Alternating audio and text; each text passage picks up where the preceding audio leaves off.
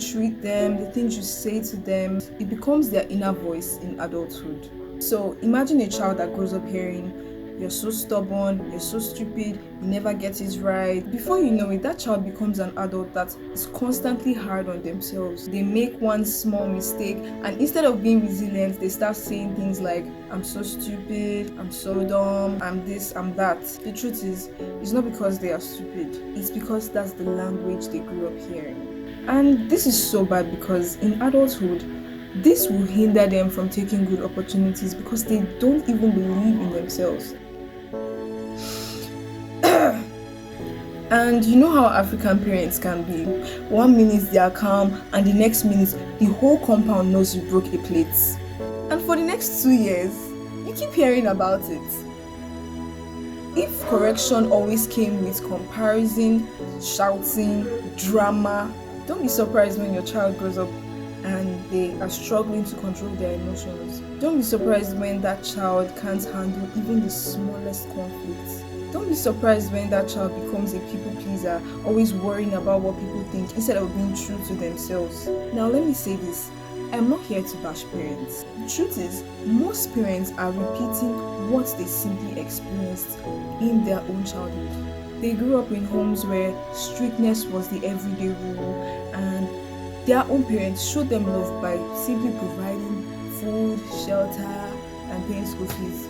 So it's a chain. They didn't know that mental and emotional support could shape a child's self-esteem. So they carried that same style into their own parenting. Psychology and child development studies show this clearly.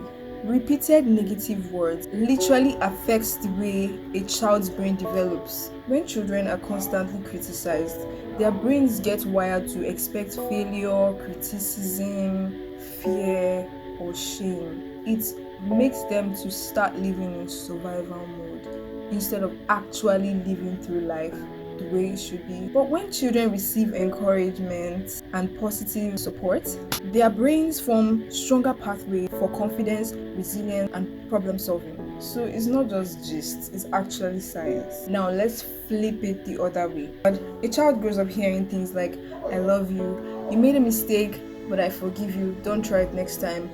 I support you, regardless of what happens. I will always support you. I will always be by your side. I will never turn my back against you, no matter what happens." That child grows up to be kinder to themselves and to others. They are stronger, more independent, and they know what they want in life. They are bold about it. Let me be clear, discipline is important. Children need correction and guidance, but discipline doesn't have to come with shaming. Correction should leave the end goal of love and inspiration, not just anger and drama. Nigerian mothers actually left the group chat because they will never agree to that.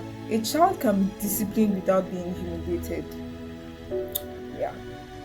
In fact, the balance of discipline and love is what raises an emotionally mature child. So parents, remember, the way you talk to your kids today is the way they will talk to themselves tomorrow.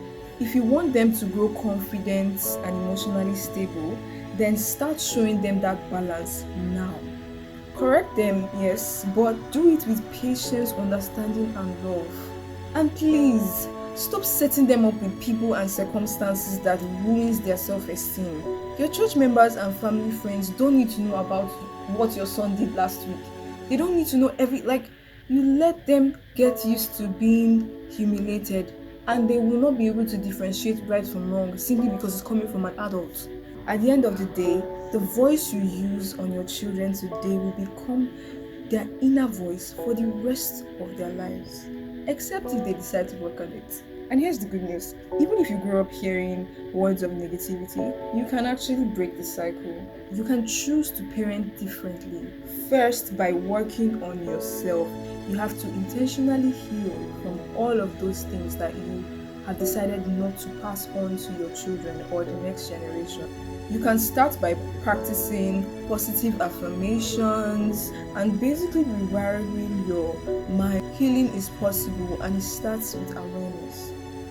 As for the adults who already have negative self-talk, who are so pessimistic about themselves and about life, I'm telling you today that you can actually work on it. You can actually be aware and take that responsibility, and you will change things around, not just for yourself, but also for the people around you, for your family, for your children.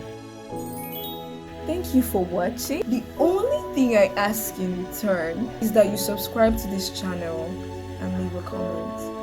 Thank you.